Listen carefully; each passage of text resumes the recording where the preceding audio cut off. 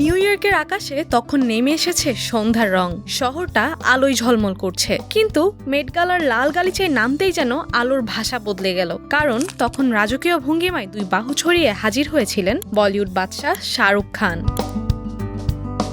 যেন কোনো রাজা এলেন নিজের দরবারে। কালো স্যুট, হাতে জলজলে রত্ন জড়ানো ৮ আঙ্গুলে আংটি, গলায় একাধিক নেকলেস, আর বুকের উপর জলজল করছে কে অক্ষরের পেন্ডেন্ট। হাতে রয়্যাল বেঙ্গল টাইগারের মুখ খোদাই করা এক রাজকীয় ছড়ি। দেখতে দেখতে মনে হচ্ছিল যেন মুঘল সম্রাট কোনো যুগান্তকারী ফ্যাশন যুদ্ধে নেমেছেন। এই দুর্দান্ত লুকের কারিগর ডিজাইনার সব্যসাচী মুখোপাধ্যায়। তার কথা শুনলে বুঝবেন তিনি যেন নিজেই শাহরুখকে এক জীবন্ত মিথে পরিণত করেছেন। সব্যসাচী বলেছেন, আমি শুধু চেয়েছিলাম শাহরুখকে শাহরুখের মতোই উপস্থাপন করতে, তাই তার প্রতীকী রয়্যাল বেঙ্গল টাইগার জায়গা করে নিয়েছে বাদশার ছড়িতেও।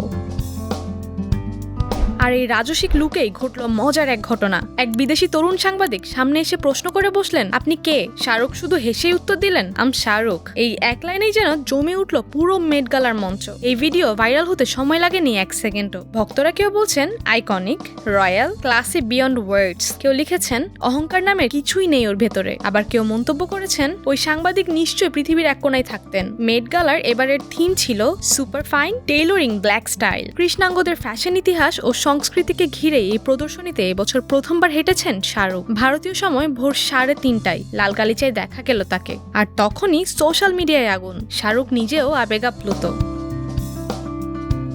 শাহরুখ বলেন, আমি কখনো ভাবিনি এই মঞ্চে আসব।